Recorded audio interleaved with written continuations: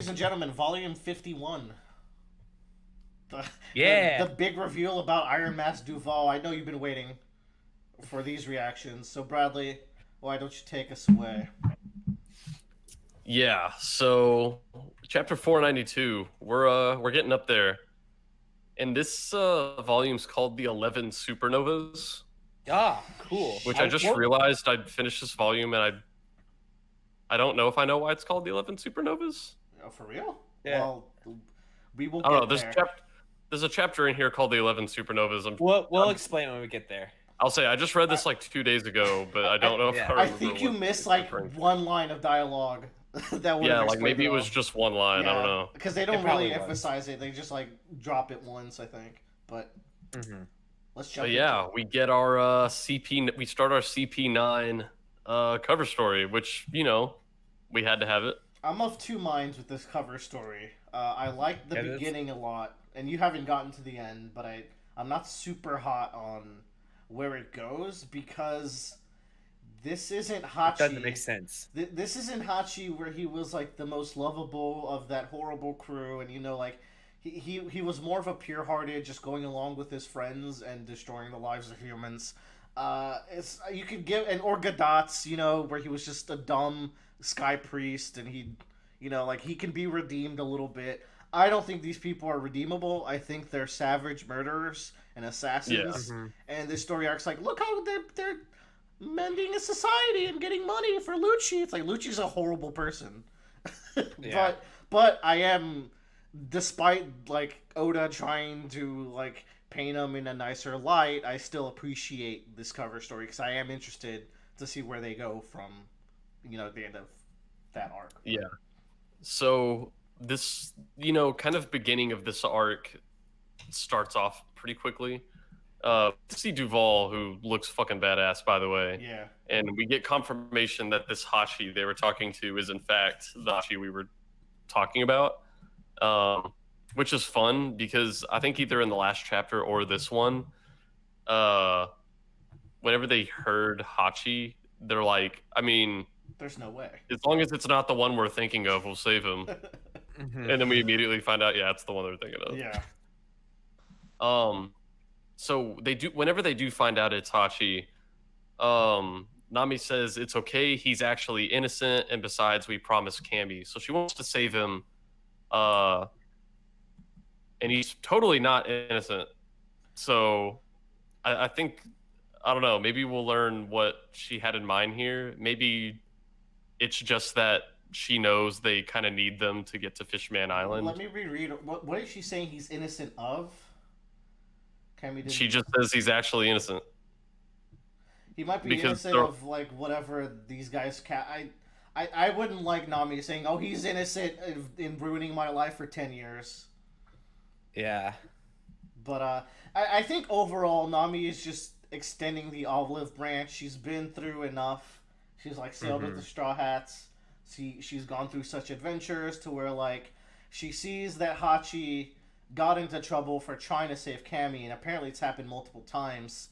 So she can get a feeling that he's turning a new leaf. That's how I view it, and they also want to protect Cammy and help her out. I just honestly could not tell if it was that or if she had some ulterior motive, but I went through the rest of this volume and it never came up, so I'm like, I guess she's just Being nice.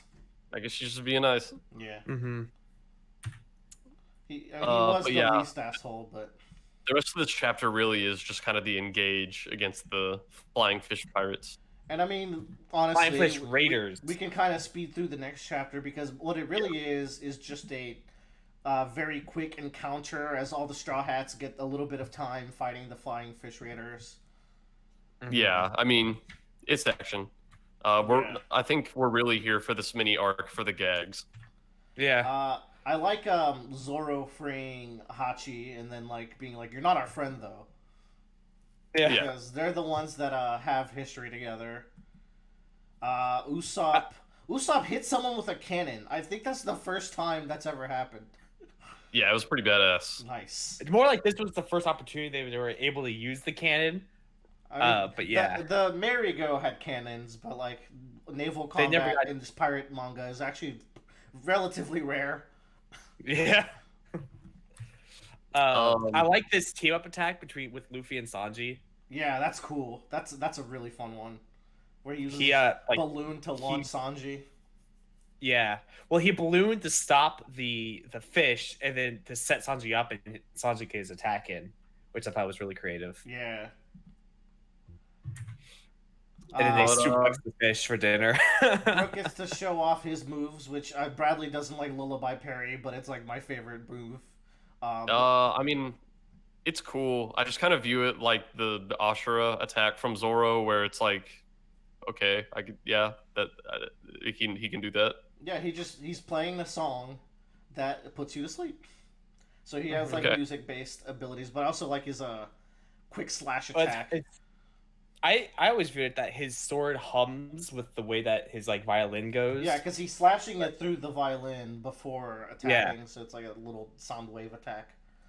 Yeah, and everybody falls asleep from that. Yeah, why not? So, and then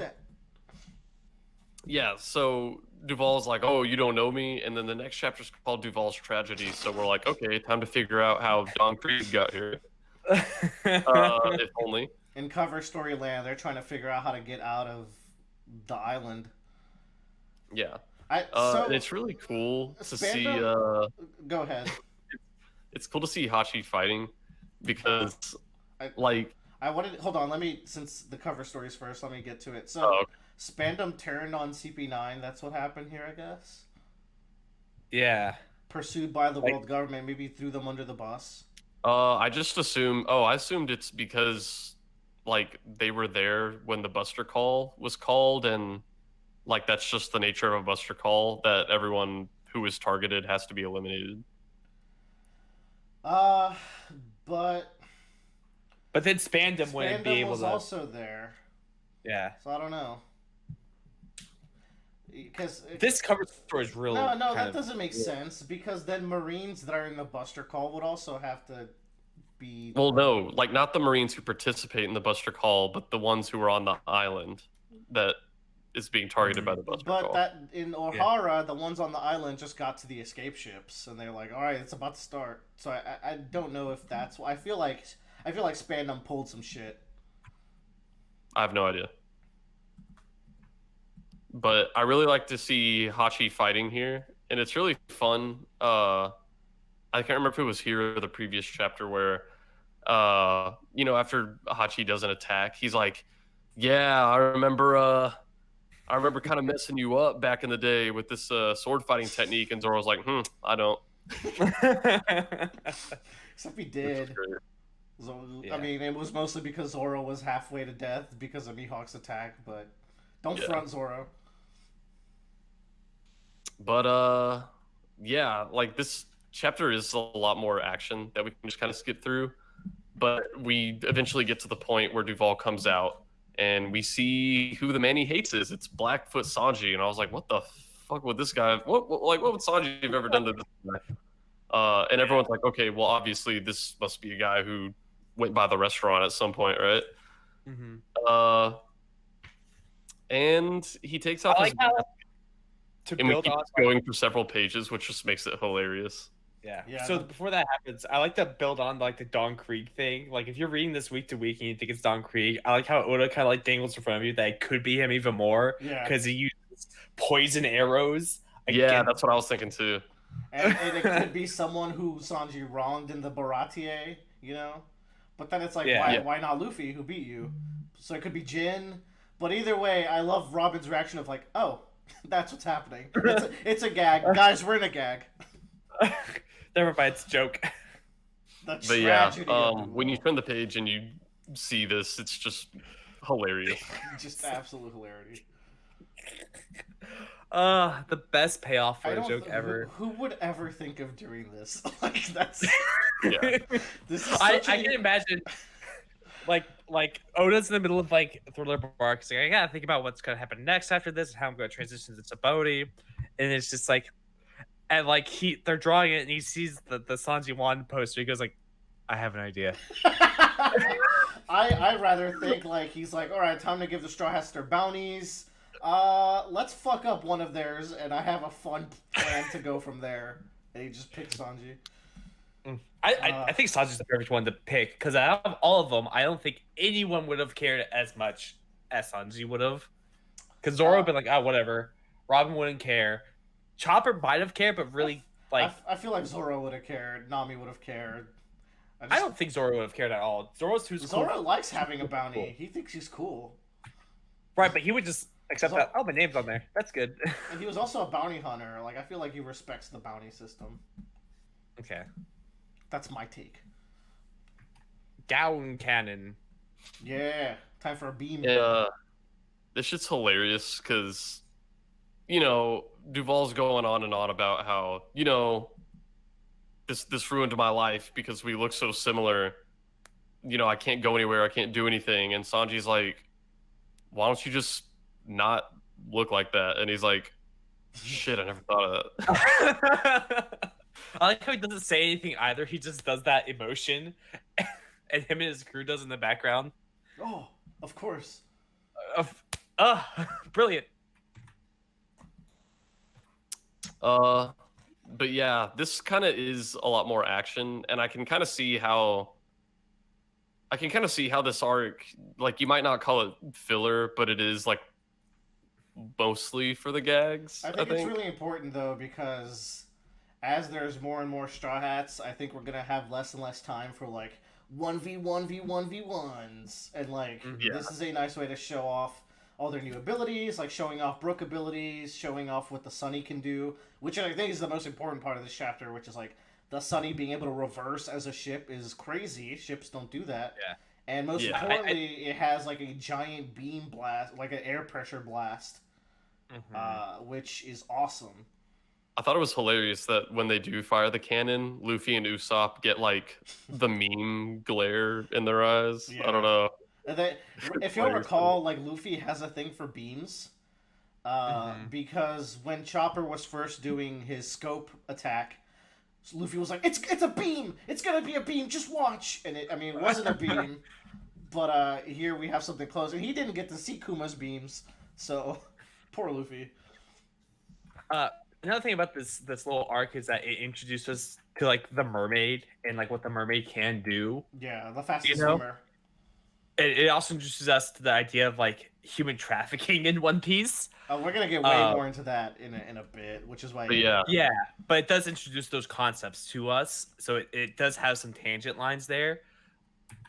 Yeah, it's cool because it's like whenever we see how much mermaids go for, this makes it so it's not a surprise why they're so valuable. Do you think there's anything odd about how Luffy took out Matabo the bull thing? Anything odd? Yeah. It kind of reminds me of the hockey stuff where it's just like an overwhelming presence that makes this thing stop in its tracks. Yeah, because he basically just makes the guy run away and then it passes out foaming. So it was a weird knockout for Luffy, but... So that's, I don't know, that's how I feel about it. Cool. Just asking. Yeah. Got a nice coloring page. I did. We sped through it, but I really like how Jabra gave what's her face, Khalifa, his shirt because she was naked, and they're like, and Jabra is also carrying Kaku. Yeah, show your tits, woman. Who's carrying? Oh yeah, and Chapapa, which is not his name, is carrying Lucci. So yeah, and they also walk through the train tracks, which is nice because that is an option if you're. And they gotta find money. Yep. Let's eat some octopus fritters because we're too scared to say takoyaki. Yeah, and it wasn't until this chapter when I saw the editor note that I realized that octopus fritters are takoyaki. Yeah, and also fishermen are totally okay cannibalizing their fish equivalents. Yeah, this octopus man eating octopus. Yeah. That they can talk to. I love this little encounter of how does it taste, Nami? And Luffy and Sanji like, even Luffy's like aware enough that this could be an awkward situation.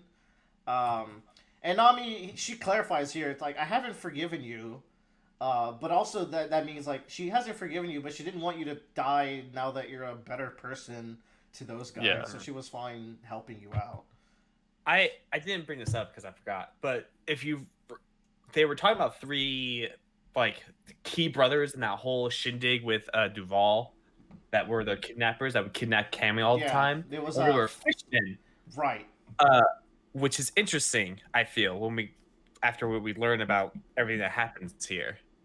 Oh, a note that I have here is that CP9 now is Saint Poplar, which is an island that was mentioned multiple times in Water 7 as one of like the 3 islands that they built the sea train to make trade of. And it was Saint Poplar, I believe, is also the island where the big mask festival was happening, and there were some people in Water 7 wearing the masks. But I think the festival takes place in Saint Poplar. But I might be wrong about that. It might actually be the 3rd island. But either way, that's where the CP9 are now. Yeah. Cool. I think it's really cool that we kind of get the return of Sanji's facial reconstruction kick. Yeah. Yeah. Because, he totally fixed Duval's problem by kicking him in the face really hard. How do you have a problem with Lullaby Perry, but the plastic kick is like... I don't know. It's just strange.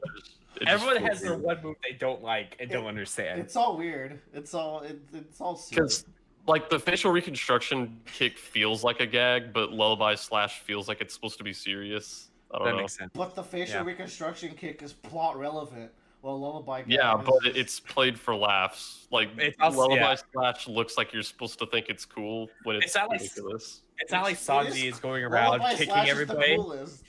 It makes playing as Brook so fun. I'm kind of in the middle. I don't really mind it, but because I'm a fan of bards and bards just doing bard shit, so I whatever. So I think this is the first time we've ever been introduced to the concept of snail numbers. We didn't really know how people were calling other snails before, I don't think. Yeah. But you have a phone number with your snail, so there you go.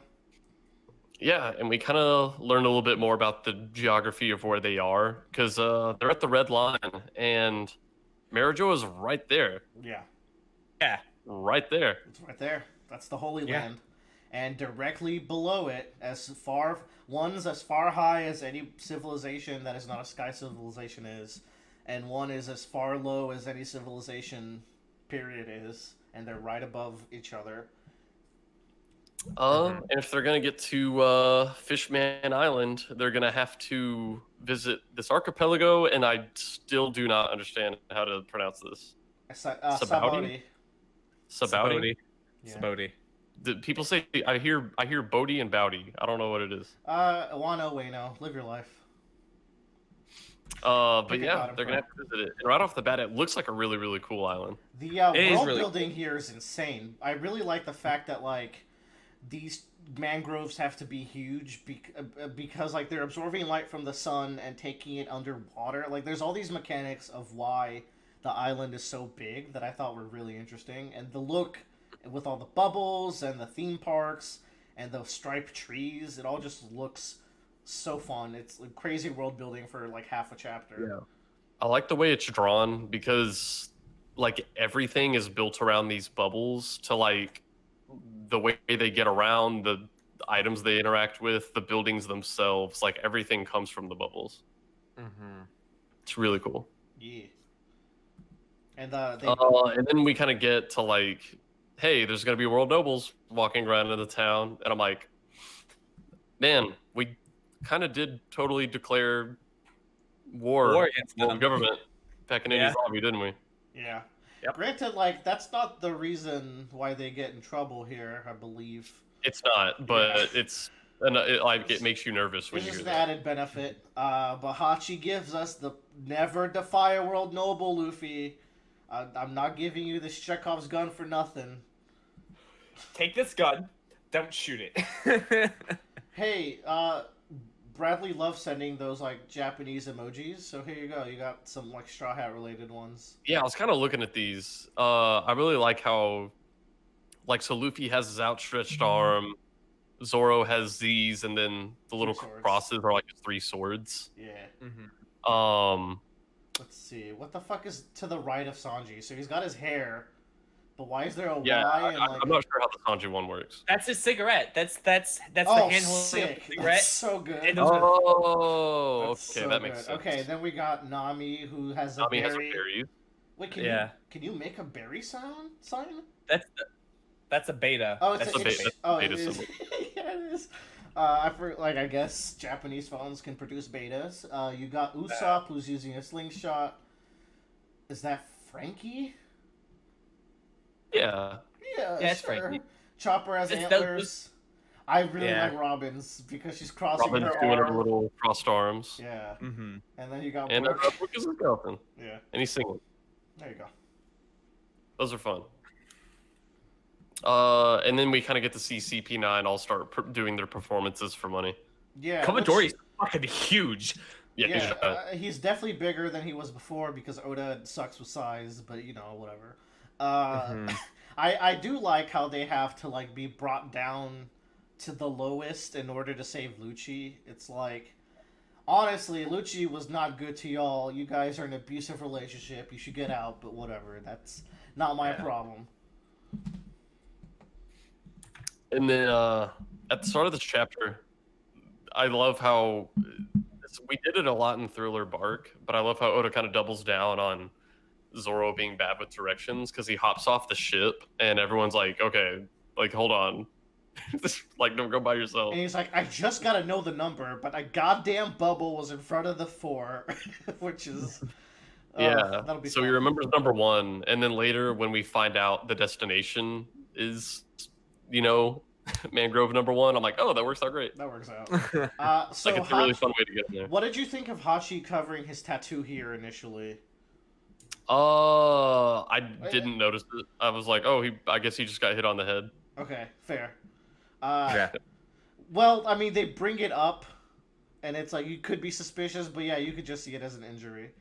We learn Yeah. bubble mechanics in this chapter, and there's just the world building is out of control. But we get the first slavery collar scenario. Mhm. Yeah, and this was really fucked up because I think this is the chapter where I was like, oh, One Piece is a sweet manga for nice children. Yeah. Because I don't know, like we had human trafficking obviously mentioned with the flying fish raiders, but this shows what happens to those people who get sold, and it's really sad and everything. With this guy getting his head exploded, and then he gets spat on and pissed on, and then kicked and then shot, and I'm like, Jesus. he's probably perfectly fine because it's One Piece. So there's this guy with an axe here that I forgot about that he was in these 2 panels. Oh so wow! I I'm- can't believe that. I'm gonna Holy bring shit. it up so you don't forget, Bradley. You'll thank me in next volume or so. Okay. All right. Because I totally and I read them like in the span of 2 weeks. I was like, oh, I forgot he was mentioned. But yeah, this guy's probably fine. I should mention I didn't read this volume. I've read the last volume. I didn't read this volume. I just never did. The fact that Luffy's able to hold back against the the nobles is interesting. It almost feels out of character, almost. Yeah, fortunately, that doesn't last forever. He's gonna get his time. He's gonna snap eventually, but like, there's some other out of character things that might be happening, and they might be in this volume. So we'll move on, and I'll point them out if I see them. So wait, before we move on, Bradley, what did you think of the character designs of like the celestial dragons in terms of like their outfits and everything? It reminds me a lot of the Hunger Games where they just look very like over the top and ridiculous. I don't know. I think you're supposed to. I think you're supposed to not identify with these people. Yeah, and I think it's interesting because they feel very alien, even to the world of One Piece, and I feel like that says more because like they're from the terrible air of the world below them because they come on from on high and everything. Yeah. So they have this real serious like alien energy and this kind of you're not part of this world.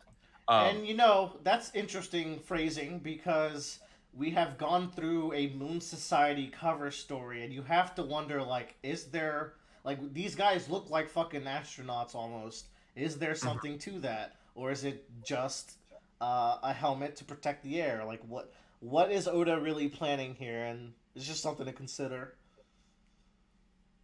Yeah. That's about it. I like The full wolf form Jabra jumping through the fire hoop. Pretty good. Wild animal show. So let me see what we got here. This is kind of a lot more exploring and world building for Sanbaody, Yeah, which there you go. is going to be my preferred pronunciation from now on. All good. Because I feel like I got to pick one. We say Marigo and Enel, like Enaru, so we're already doomed. I like how there's bounty hunters here because I feel like in the world of One Piece, bounty hunters are the least fleshed out, like least developed concept that's been there since chapter 2, and like Oda never does fuck all with them up to this point. Yeah. So Well, they were at Whiskey Peak with the Baroque Works. yeah, but those are Baroque Work members. It makes sense that bounty hunters would really love this island because, you know, normally on the Grand Line you would have to pick one of these routes and stick to it, but all the routes converge here. Yeah. And on top, so you're gonna, you know, have a lot of pirates coming here, and on top of that, all the pirates who've made it this far are bound to probably be worth a lot more. Yeah. Yeah. So it's just like a but And you can really luck out that they are coming here, and this is like the last stretch of land, so they are recuperating, so they can get caught off guard. So it is like a huge haven for them. Yeah. But it's also kind of weird because there's a bunch of other like illegal stuff going on here, and they're right next to Marijoa. Yeah, but you can tell that they don't care because they're profiting in their own way. Yeah. This breakdown of what's in each group of islands is so extra, but that's like one of the most One Piece panels you could ever see. It's just like, for no reason at all, here's what each numbered island will provide for you when you're visiting, because I'm just that obsessed with world building. And I love it. Yeah. It's great. and it's really cool because, you know, all the groups of islands that are kind of around the outer edge and on the east, which is where people would be initially approaching from, those are the tourist friendly ones, because those are like, you know, people are just, you know, might pass by, pop in for a little bit. And, you know, then you have the islands in the dead center, which, you know, you kind of have to make an effort to go in there and get to them.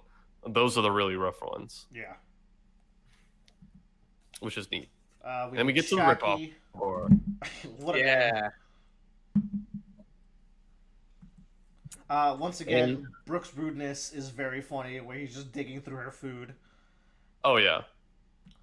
And we kind of get our rehash of the geography of the Grand Line, and you know, she kind of calls Luffy a rookie because, I mean, if you're here and you see all these big pirates coming in here ready for the new world, she's probably seen her fair share of Luffy's. Yeah, definitely. Oh, this is the 11 supernovas. Okay, let's get down to it then. This is a fun chapter. Yeah. So okay, is the 11 supernovas referring to all of these? Is the 11 top ranked rookies? Well, you reach a supernova status once you break 100 million before you get to this point. So what that means is that Zoro is also a supernova. Okay. Did they say that in this chapter? Well, probably. It's called 11 supernovas. I'm not gonna read through it all again, but it's explained. Yeah. I just want to, since we're going to get introduced to them, I want to get your hot takes, your quick opinions on, I guess, just design and theming, because, like, here we get, like, Bonnie eats a lot, and Capone is obviously, like, mafia themed. So I'd like to get, like, your favorites and least favorites of the batch, because these are all really important characters. Yeah. Capone looks cool, but for the most part, I'm like, yeah, I mean, he's sitting there. Okay. He's a guy. I really like Bonnie because, one, she's hot, and two, I think out of these characters, she gets borderline the most screen time and actually interacts with one of our Straw Hats. Yeah. So I ended up remembering her a lot more. Yeah. By the end of the arc, I'm going to revisit this topic, too, because, I mean, you didn't get the finished arc yet, but you get Hawkins. Yeah, I forgot Hawkins existed till right now. We're going through it. So he's talking about fate and luck. Yeah, he's interesting. I don't think he shows up a whole lot more in this one. Yeah, I think right. You got a Pooh let me see. and Kid. And he's awesome. And, you know, it's really scary because I think she mentioned that there was only one other pirate here that had a bounty of over 300 million. Yeah. Mm-hmm. So obviously I saw this guy and I'm like, shit, 315. what did he have to do to get to Luffy levels? Of course, he's obviously going to be really strong, but I think they also mentioned his bounty so high because his crew kind of goes around attacking innocents, and Luffy's bounty is mostly that high because they're taking out In the one shot people of One affiliated with the world Piece, government. I think we mentioned Yeah. this, but in the one shot of One Piece, they talk about peace mains and what are the other Warmer gear. Morganeers? Yeah, Cave would be a Morganeers. Morganeer. And we also mentioned like it's weird that Oda never introduced that formally to the series, but I think he just decided to like kind of organically let pirates fall into where they fall. Where you have like Blackbeard pirates who ransack towns and Kid and such. Apu has a wild design. He looks crazy. Yeah, Pooh looks like a One Piece character. Yep, Apu is One Piece as fuck. He's sitting there. Yeah. Yep. You got X Drake. Yeah, I thought Drake looked awesome. I really like his hat. You got Mad Monk Rogue, who is from Sky Island, so he is from either Skypiea or maybe another Sky Island. But it's cool that he's kind of like the first Sky person that we've seen in the blue, right? Yeah, and I thought he was awesome. I really like his weapon, and I also remember him a lot better because he's another of these characters who actually kind of interacts with Zoro a little bit. Yeah. So I remembered him a lot better. I think by the end And of the then- arc, you'll remember a lot of them more. And then you got Killer. Yeah, which he's in Eustace Kid's crew. Right. So like Zoro, even though he's like maybe the first mate or something, his bounty's super high still. And then we have the Surgeon of Death, Trafalgar Trafalgar Law, which So- this is another guy I forgot the name of until later in the volume because he shows up here and then he shows up like in one other page and then you guys were like, oh, Bradley met like the most beloved character in One Piece, and I was like, Did I? who? Yeah, you did. Yeah. You did say that. Yeah, so I'm sure he'll come up a lot more. He didn't come up a lot in this volume though. Yeah. Yeah. So who are your faves? So faves and least faves. Yeah, my absolute favorites are definitely Uroge or Uroge, whatever. And then I really like Eustace Kid, just because of like it's so intimidating. Because His name is Captain Kid, dude. He's the guy. He's the pirate. and I don't know, like him having that comparable bounty to Luffy's, and also just like these band of killers, it's really scary. Yeah. And then I also like Bonnie just because we got to see her a lot in this volume. So I really like them. As far as least favorites, Yeah. there's none of them I really dislike. Yeah, there's not much to go off yet. But I guess Hawkins must have been the least memorable to you. like, then? yeah, I guess Hawkins' least favorite. Like, he is cool. I just forgot he was there. Yeah, that's fair. When we get to the end of this arc, I want to also Joe to get in on this. Like our placements of our favorites at this point of the story, and then we'll revisit this many volumes later. It's like, oh, did our favorites stay our favorites as the story progressed and all that? These are reoccurring characters. More or less, they're rookies. Yeah. But yeah, and you know that's just kind of like the consequence of a chapter where you introduce a lot of characters. Like you're gonna have to eventually spend time with them to know them. Yeah. Mhm. Which is, But we move on to chapter 499. We're almost there. yeah. And at the beginning of this chapter, we see Peterman, and he looks fucking creepy, but he looks kind of. He looks fucking creepy, but he's kind of cool. Is very One Piece. Also, like those legs are thin AF, which is Yeah. this guy's just yelling One Piece. Yeah, and then we get to see the amusement park, which is awesome. I want to go there. I think Same. the story Cammy tells. Yeah, it's first of all very fun amusement park. I love. I love how Brooke is the most scared of every ride. That's really good. Yeah, every ride he's like, not, like you know, he gets on the ride that's like the Superman, and he's like, now this is what I'm talking about, and then he's like, oh shit. Uh, but a recurring thing that I like in these chapters is Hachi's like paranoia for something. He's like, Cammy, like let's not like do anything too crazy. But also this story about how Fishman children dream of riding this Ferris wheel. Like why is it Cammy's dream to ride this thing? It's interesting, and I'm sure we'll get more on it as we learn more about Fishman because once you look back at this volume, you realize how much Oda is introducing about Fishman before we even get to the Fishman Island, which I think is cool. I like how they all got sick on the teacups ride and they broke it. Yeah. Oh but my y'all, god! Fuck Saint Charlos. get to meet Saint Charlos, and this guy very quickly elevated himself to Dolores Umbridge tier for me, where I'm like, he's like in the top tier of most punchable characters in fiction. Funny you say that, yeah. But this thing about like, dude, we gotta get this guy to the hospital, and Saint Charles is like, fuck him. But yeah, this is another one of those chapters where I'm like, man, yeah, this is a manga for kids. Oh, One Piece is no joke. And Zoro just fucking shows up. You don't know what you're doing. Of course, like Zoro doesn't know who the fuck this guy is, so he's like, yeah, what, you need directions or some shit? Which is hilarious coming from Zoro. He's about to cut him, and so, some of the other supernovas are like, hey, if you do that, a fucking admiral is going to come fight us. And, all of these other pirates, as notorious and powerful as they are, they're all well aware that they cannot take an admiral. Are you noticing? So, I'm going to point something out. I want you to look at Bonnie's size as she's grabbing Zoro.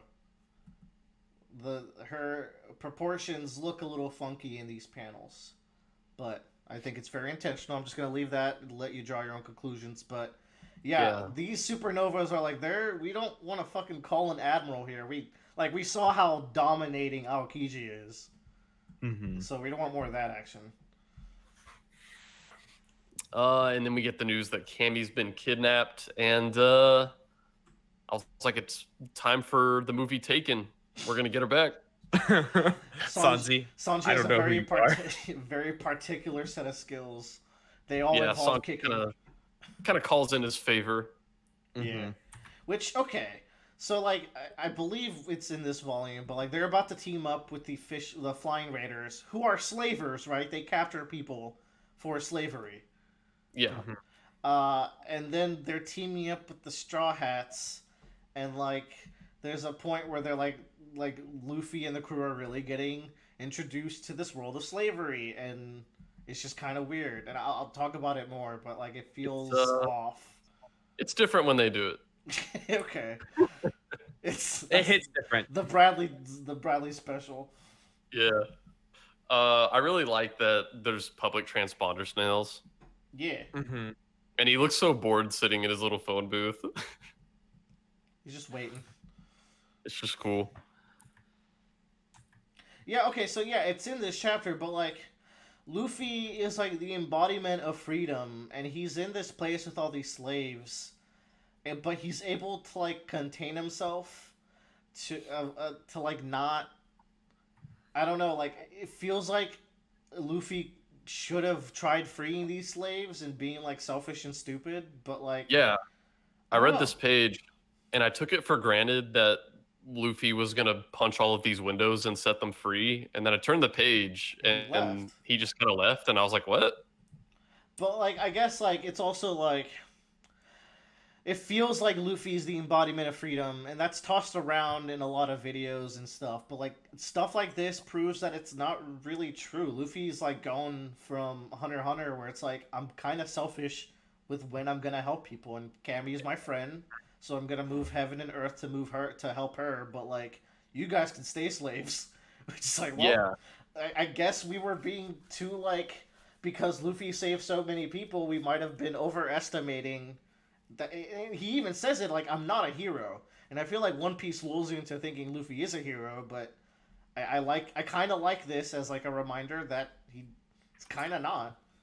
Yeah, our assumption up till now might be that, Luffy prioritizes the well-being of all people, but the reality is that he prioritizes the well-being of his friends first, Yeah. and it just so happens that he's very easy to make friends with. Yeah, absolutely. So usually he's helping everybody, but in this instance, his priority is help Cammy. Cammy's not here. He's leaving. Yeah, well, imagine if they wandered up to the Flying Raiders place and they saw Hachi and they're like, no, fuck you. And they would have just left him. Like, the only reason they did is because Cammy wanted them to save him and Nami gave him the okay. So Luffy, like, in his mind, is like, all right, I'm good to go. Like, I am helping a friend that I made, but I'm not also harming the relationship or the friendship I have with another person. And I think it also, like, another thing is, like, as you're reading One Piece, you can start to forget that, like, you can start falling into the thought that, like, Luffy's an idiot. He doesn't think things through. Yeah, he's like, because he even recently he said the pirate. Well, that might be whatever. Luffy does, like, he's all about being free spirit and adventurous, but he's realistic. He's like, I'm not gonna fight Aokiji because I can't win, so I'm gonna try to sacrifice myself for the crew. Like, just like now, he's like, I can't free all of you guys right now. Like, it's a really dire situation. They might sell Cammy off before I get to her, so I need to go. And Yeah. same reason why he didn't stop that the other Celestials as they were killing that man. There's a level of like being realistic to Luffy that I think people can often forget, and even I forget sometimes. Yeah, it's like Luffy's fight with Aokiji was the moment that spurred him to create Gear Second, right? Right. Yeah. Yeah. Like, he realizes there are people out there he cannot beat yet, and so if attacking a celestial dragon is going to bring down the force of an admiral on you, it's like, okay, maybe no. Yeah. Maybe try to avoid it. Yeah. And talking about friendship, this was just this panel I really liked where Hachi's kind of blaming himself for what happened to Cammy, and he's like, I'm sorry for this inconvenience to you guys, and Luffy says, you three are our friends now. I don't care what it takes. We're gonna save her. And I'm like, man, Hachi's Luffy's friend now. Let's also think, like, there's been this ever-going current of Luffy really fighting to keep people close to him safe, and it's really been happening since the ever-hated Foxy Davy backfight. Yeah, like, from that, every arc, there's a sense of, like, Luffy doing his absolute best, even if he gets beat the fuck up for it, and, like, takes all these hits from Foxy and has to sacrifice his lifespan to get Gear Second going to fight Lucci. And last arc, he's like, I'm glad we got this far without having to lose anyone. So it's like, we've never really gotten a backstory on Luffy, and if we ever did, I'm sure it might explain why he keeps people, like, why he's so willing to fight for people. Yeah. Because it's been very recurrent now that I think about it in the last, like, 3 or 4 arcs. And then we get to see a glimpse of Grove 1 that has the human auction hall. And when I saw the number Grove 1, I was like, oh, thank God. Zoro's going to be all right. Things will work out. Things will work out. And then we kind of see, everyone's here. All the pirates, the celestial dragons. Everyone wants to come see what's up for auction. And you kind of wonder, I imagine a lot of the supernovas kind of have their own reasons for being here, because some of them might just be killing time, like they want to be entertained, but Yeah. I imagine some of them, like Captain Kidd, they could probably they might want a slave. You get the sense that Law is definitely here just checking it out. What do you think of Law's polar bear man? He's cute. I like him. Cool. I like his little sword. His name is He's gonna know that polar bear is probably gonna fight Zoro one day because he has a sword. We get introduced to this mysterious man. Well, Y'all, I can't believe Law would hold up a middle finger. This is One Piece. You can't do that. Good boys and girls. But yeah, we meet Silver's Rayleigh. And holy shit! So I knew his face looked familiar, and one of you guys said he actually appeared in a flashback. See, the fact that you remember that one's easy to, like, miss. But yeah, like, he was there. He was in Boogie and Shanks' ship, which we retroactively then or later find out that was Roger, like one of Roger's ships. So that's the man. Mhm. There he is. And this is just such a crazy page because it's another mention of this hockey power, Yeah. which appears so seldom and only by very powerful people that you're like, oh shit, this guy has to be like the real deal. And then you read that he was the Pirate King's right arm, the first mate of the Roger Pirates. You're just like, Oh yeah, what the hell is this guy doing here? this guy. Yeah. And we find out later, and it's a phone answer. This is like the world's #1 guy. All right. The world begins to swell. Yeah. And this is What a one of man. those chapter titles that it's up there with Legend of a Hero, where I read it and I was like, oh my God, we're about to get into some real shit. And then by the time you finish the chapter, you're like, oh yeah, that is a very apt, We it's a shall very wait. apt chapter name. Yeah. But I yeah. mentioned at chapter 500, like that's a monumental, I would say, milestone in a manga to reach chapter 500. But in chapter 500, we are introduced to the person that is probably closest ever to Gold Roger. Yeah. Oh yeah. Oda loves And, doing special things at the hundreds marks.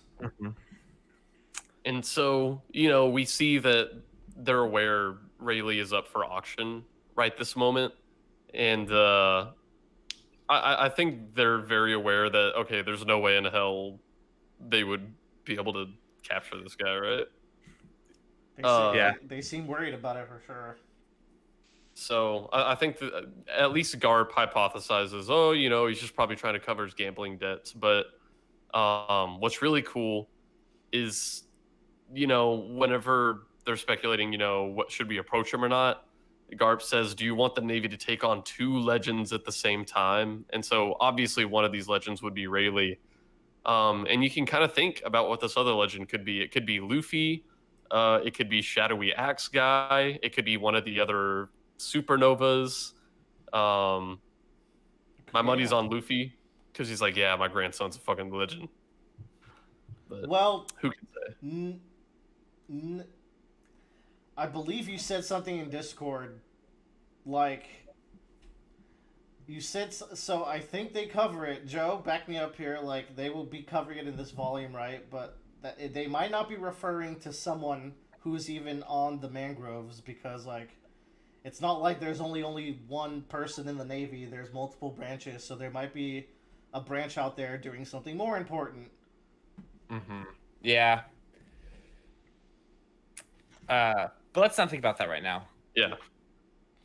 We get to start the auction, and man, Disco is so fun. Everybody loves him. Fuck this. Well, guy. I wanna point out these 2 icons that Yeah. are on the. I wanted to point them out, and then I wanted to do something else, but I'd have to go back a lot of pages. So, that's Bradley. I believe you've seen these icons before, but I really doubt you'll remember it because it'd be really hard to remember it. Yeah, I don't know. It's all good. I think by the end of this chapter, I can circle back around to them. Cool. What I do want to bring up is this human prices sheet. And this is a little Yeah. cheat sheet that a lot of people will look at, like, in volume 80 and be like, holy shit, there was a lot of things in that sheet that we didn't notice. So I'm gonna give you the shortcut and just be like, hey, analyze this sheet now, because it's interesting. Yeah, like what the fuck is a snake neck? You Now, know? What the this hell's is- a mink? This is human prices, so these are human races. But, well, that doesn't make sense because giants and fishmen are not human. Apu looks like he'd be a long arm. Right. So- That's a good Yeah. point. So, long snake neck. We've recently met someone with a really long neck, and we were like, man, that's a weird fucking character design. And his name was Gecko Moria. And Mhm. he could just be goofy looking, or that could have been the first snake neck we've run into. And you're right, Apu could be a long arm because his arm has like multiple joints and it's long. But as for dwarf, mink, long leg, I don't know if there's anyone we've met that can fall into those categories. Not really. We've that I can definitely think met of. giants, but no giant females. Notice they have different prices too. And we have met both all of these mermaids. We've met male well, We haven't met a male mermaid. yeah, fishmen is different from mermaids, so that's important to point out as well. But we've never met a male mermaid, but we have met a female mermaid and a female mermaid bifurcated, which would be Kokoro, where she is old enough to not have her fins. Yeah. I also like that Sanji's smoking 3 cigarettes because he's just ready to fuck somebody up. Yeah, I didn't notice that the first time I read this. I was like, what the fuck is Bradley talking about? But there he is. How's he trying to master the Jotaro technique? No, Captain Smoker on Suicide Watch because he can only handle 2. Yeah. Well, those are cigars. Those are different. Shh. But yeah, they find out where Cammy's been taken, so the Straw Hats begin converging on Grove 1. Indeed. And I think it becomes very clear that they're not going to be able to just brute force their way through this, especially since the Celestial Dragons are in there. Yeah. Because, you know, not only is there the risk of hurting a Celestial Dragon directly, like, you kind of don't want to get on their bad side, because obviously you'll get an Admiral called on you if you hurt them, but also if they interrupted this auction, I could totally see Charlos just being like, tell Aokiji to come kill them. So... Nami's like, you know what? We have a shitload of money from Thriller Bark. We'll just buy her. Cool. I get to now circle back to that 2 legends at the same time. This is the answer. They're not talking about anyone else on the island. They're saying the Navy doesn't want to be fighting Rayleigh and Whitebeard at the same time.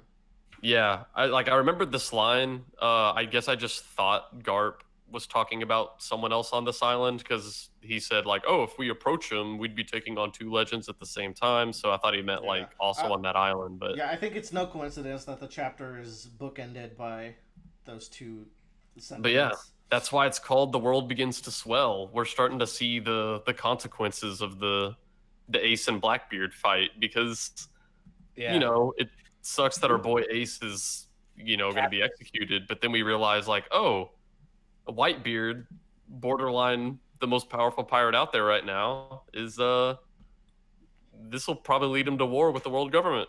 So from now it looks like shit's tougher on the government side because I'm very excited to see what Whitebeard can pull out.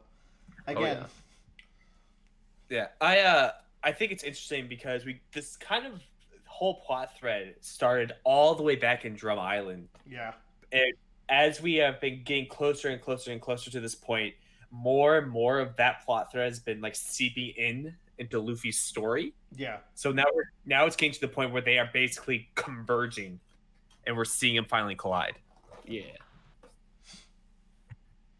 And then we see... more Celestial Dragon nonsense as the auction goes on.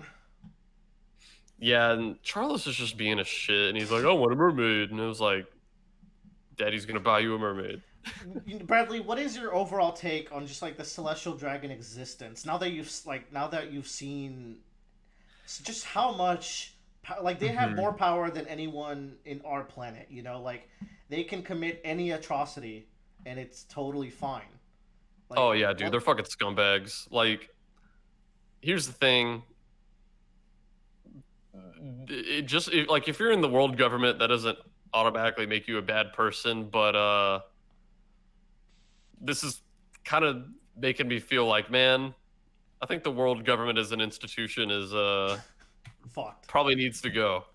But it makes you wonder. It's like people shouldn't have this much power. It's like if you serve these guys, that's so fucked up. But also, like, you get the sense it's like this is the way things are. There's literally nothing you can do about it. So the best you can do is try to serve them and try to be on their good side, and try to uphold the peace. Because we don't know why these guys are as powerful as they are. Like, did we learn that all in this volume? I don't think so. Nah, we just have nobles. They're that powerful because they're descendants of the people who instituted the world government. Yeah, okay. At least that's what they said. Yeah, but like, we have to wonder and theorize, like, why does that matter? Like, is there something more to these people that, like, the world needs to protect them for some reason, and that's why they were able to get this power? We have no idea. I mean, I just thought that was it, but now I'm assuming there is something else. I don't know. Well, I mean, when I was like, I remember first reading, it's like, but why though? Like, okay, I get their descendants, but say I'm a Sometimes descendant of just a. that's just how It's monarchy works. Sometimes. that's true. Yeah. Descendants of kings do get to like reign for a long time, but in a world as big as that, to like, if it was in one kingdom, I would think it's just a royalty thing. But because it's the whole world, I have to imagine like there has to be something that's giving them all this power, and maybe all that it is like they struck an agreement with the world government and the Marines, and just having that at their beck and call means that they can never be dethroned, unless it's like a coup or something. But even then, I don't know. I thought that was it, but I guess we'll find out what's actually going on at some point. I don't know. Maybe. And then this was really dark, where the guy bites off his tongue to try to kill himself so he doesn't get sold.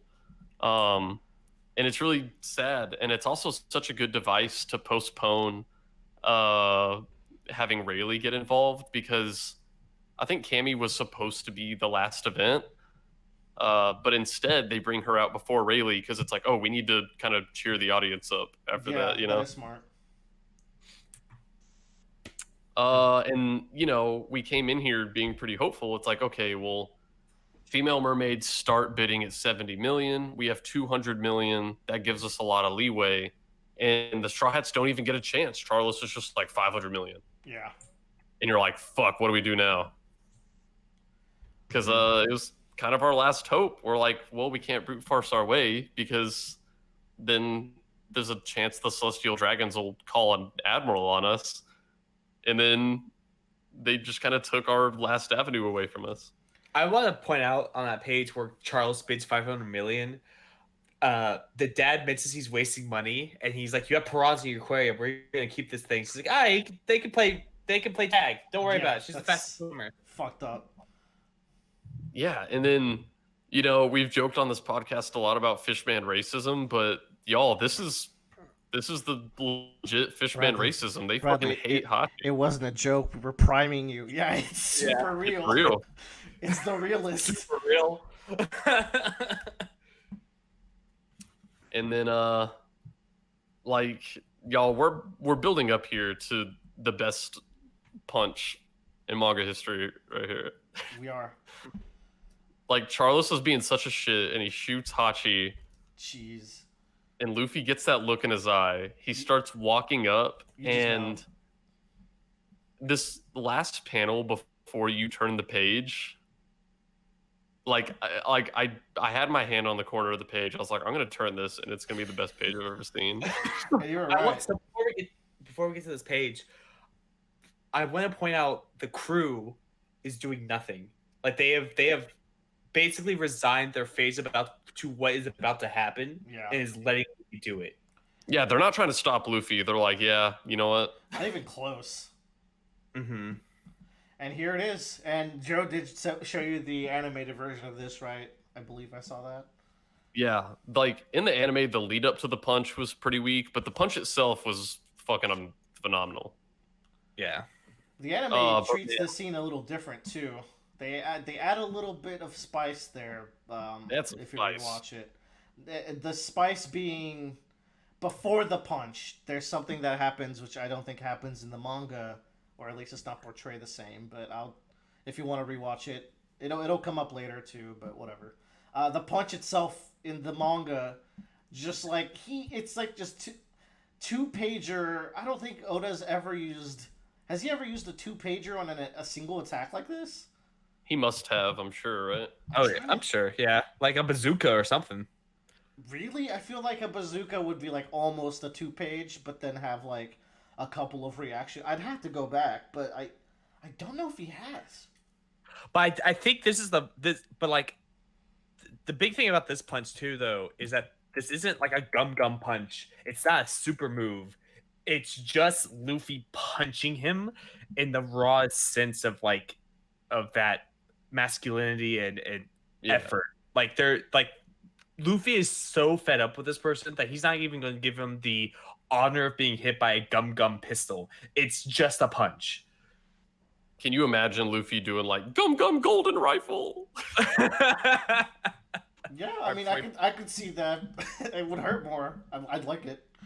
But I also like the super serious punch as well. Y'all, this felt so good. Charlos was built up as like the biggest shit ever throughout this volume, so this was like the perfect way to cap it off. Yeah, It's this is the basically last a page of the volume. Yeah. And so after the endorphins from witnessing that amazing punch run off, you now have to sit with the reality like, oh shit, well, Time to die. Admiral gonna be here in 3, 2, 1. Yeah. If there's any consequences in this series, then now's the time to start worrying.